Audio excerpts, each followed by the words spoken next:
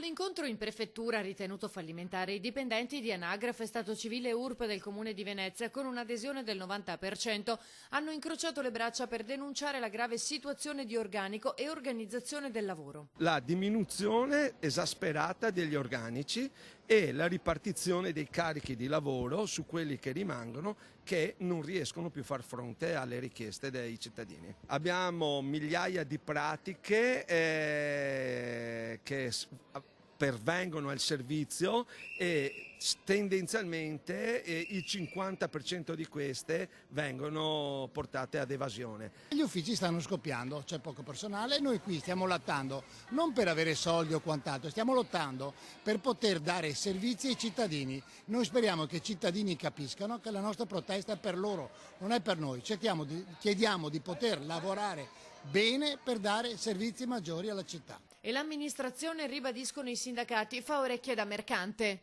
Nonostante sia un servizio indispensabile e prioritario per l'amministrazione comunale, non provvede a dare seguito alle nostre richieste, quindi a assumere personale e a investire in questo servizio. Sono anni che noi segnaliamo e che ormai siamo arrivati a questo punto perché dall'amministrazione non c'è nessuna risposta. Abbiamo avuto anche una diminuzione degli stipendi, vogliamo la nostra produttività perché con quei stipendi che abbiamo non riusciamo più a arrivare a fine mese. Ci sono persone che sono monoreddito e che sono in grossa difficoltà economica. Chiediamo aiuto da parte dell'amministrazione, da parte di tutti, che si mettano mano sulla coscienza.